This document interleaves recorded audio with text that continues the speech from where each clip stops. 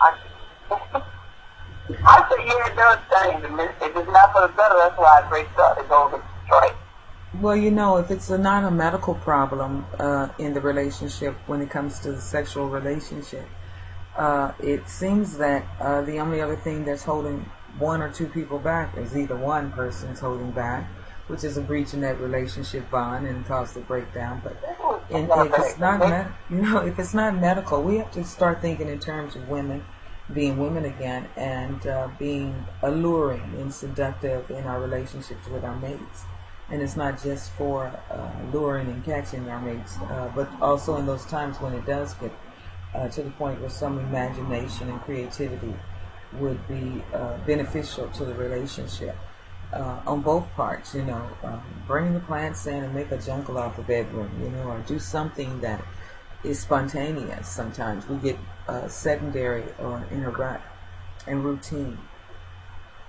And so it's wham bam, thank you ma'am, and you just pass on and go and get some more groceries, make a peanut butter sandwich and watch TV.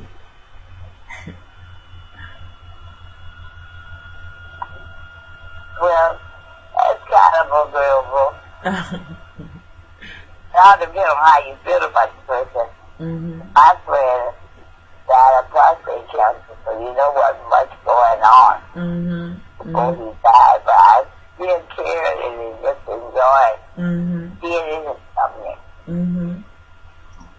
You made a good point there, because the lust and the love does not have to be a physical contact when you have that much love between you. Even if things get changed around, that love should be strong enough to sustain you in that relationship if you truly love someone. So that is a good point. I hadn't thought about that perspective to address tonight, and that's really good. I know that I am a single woman, and I'm not planning on remaining single indefinitely or much longer, but it's all about a selection process for me, and not getting into a relationship for the lack of not having one, but more for the lack of maintaining one and being with the person that's most compatible with me.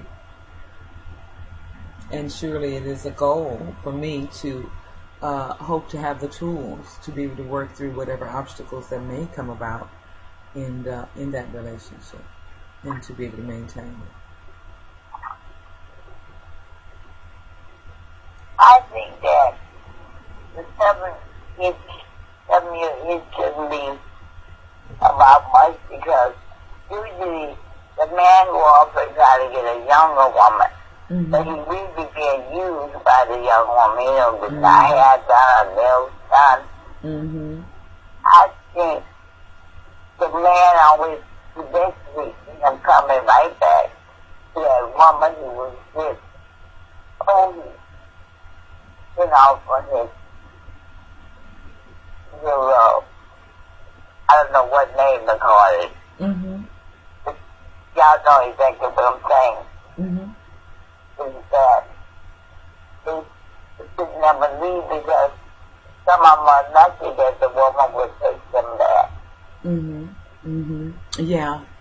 Yeah, and that's a strong woman, and it has looked past that incident to see that the benefit is greater with the love that they've invested in one another, to be able to grow past that. And I think that is an earmark for a very good and sound relationship, if you can see that relationship has value to both parties and is worth maintaining. Now, women be in the wrong sometimes too. Oh yeah. Because they have some men that are real good to women, and they just be the one with the 7-year itch and go off. Okay. Messing them out. All right, you're right on point on that.